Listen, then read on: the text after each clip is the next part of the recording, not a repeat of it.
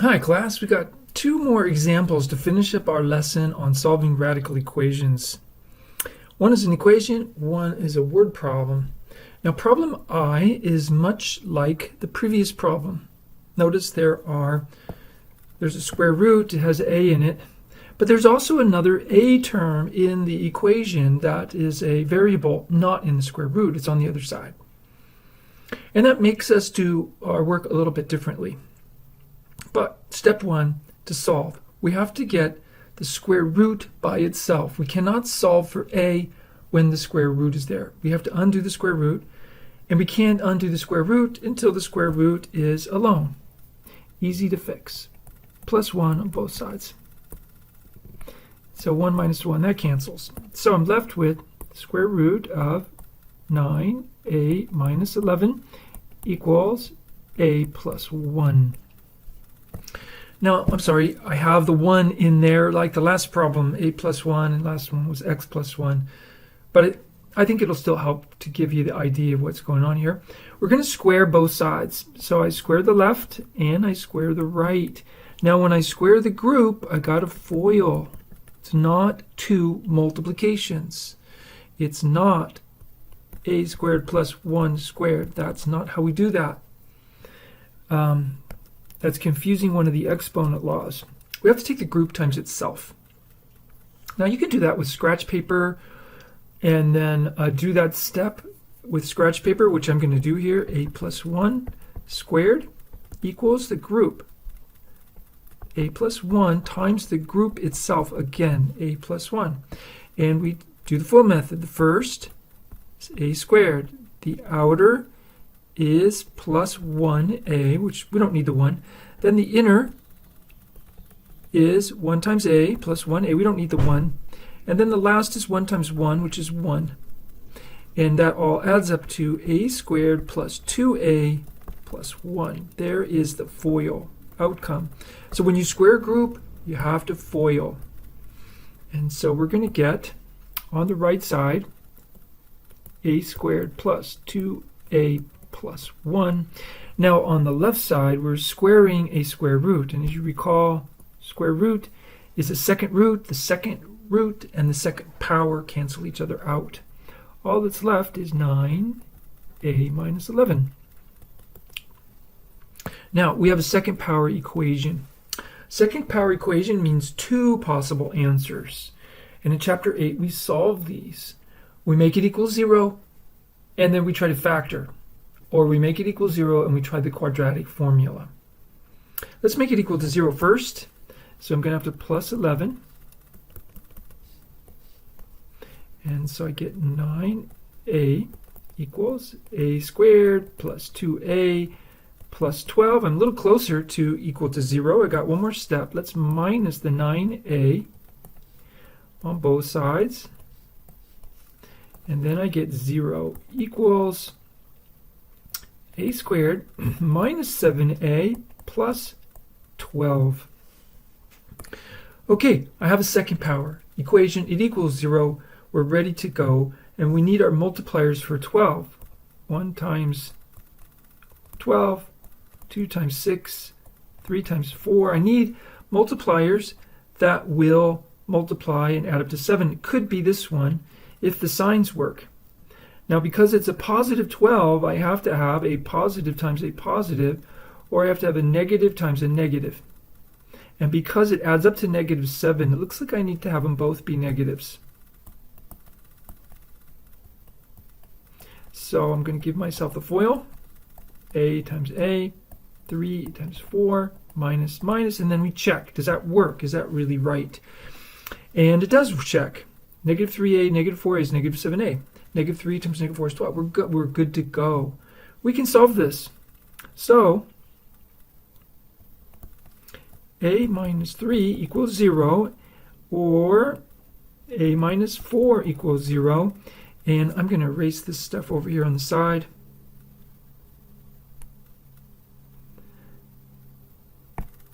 So, this means we've got two solutions coming. Add 3 to both sides, we get a equals 3. Add 4 to both sides, we get a equals 4. We're looking at two solutions, which is what we typically expect from quadratics. However, once we do a square on both sides, what does that mean? We must check. So since I did a power on both sides, I got to check my answers. Okay, let's do that. I'm going to check a equals 3. So I'm going to take my equation, 9 times a minus 11, square root that, then minus a 1 on it, and I want to see question mark. Will that also equal a? Okay, so let's take a out, because we're going to test to see is a equal to 3. So I'm plugging in 3. And then there's 9a under the square root. I'm going to plug in a 3 for that one. And we'll do the math and see if it works. So 3 times 9 is 27. Minus 11. Okay, that square root goes all the way over there. Minus 1. We want to see what that equals. 27 minus 11 is the square root of 16. Minus 1. Square root of 16 is 4 minus 1. Does that equal 3? That's true. That means the first answer, a equals 3, checks. We got an answer so far.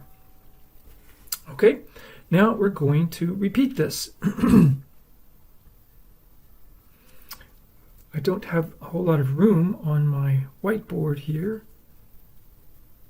Let's move that a little bit. Try again.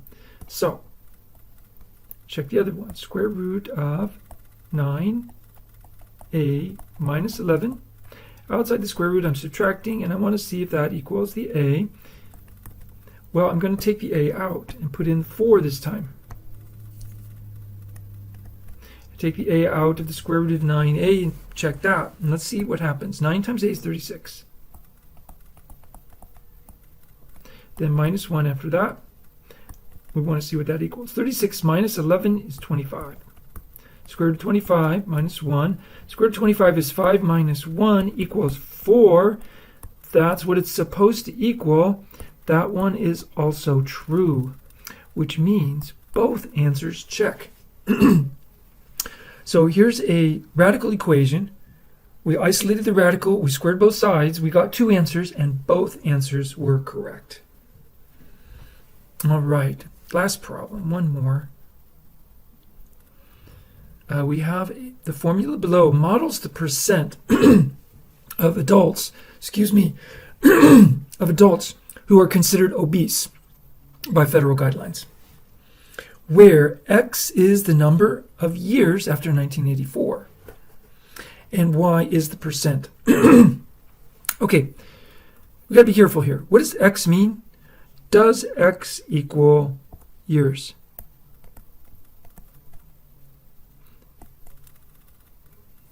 Is that true? No, that's not true. X is not the number of years. X is the years after. Those two words, after 1984, make a big difference on the meaning of X. So we have to be careful about the meaning of our X. Okay, now they also said, Y is the percent. Okay, so Y is the percent. Now, according to the formula, in what year was the obesity 24%? Okay, so this is telling us Y equals 24, and is asking us to solve for the year. Okay, I think we can do that. Let's plug it into the equation. 24 is the Y number. 24 equals 3 square root of X minus plus 14. And we want to get the square root by itself and solve. Now, we've been studying this the whole lesson, so I think we can solve this. Let's get rid of the 14 to isolate the square root.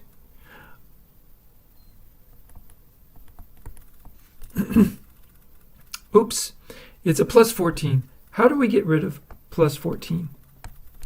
It's not adding, we minus on both sides. Positive, negative, 0. So 24 minus 14 on the left side is 10. Now we have to isolate the square root, and the square root is not by itself yet. One more step. Let's divide by 3. So we get 10 over 3 equals square root of x. All right, the square root is isolated. Let's get rid of the square root by doing the second power on both sides.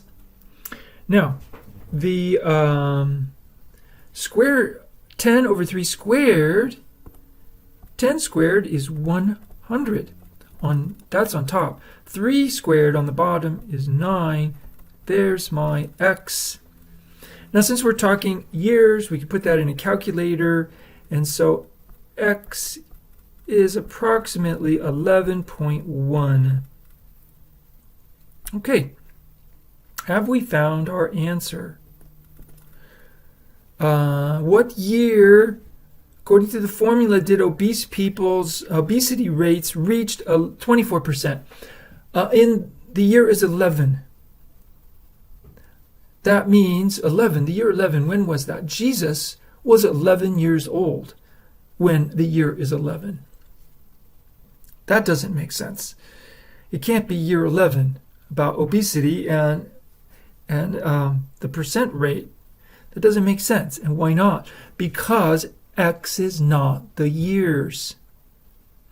X is the years after 1984. So X is the years after. If we want the year in the United States, or whatever it was, we're going to have to take 1984.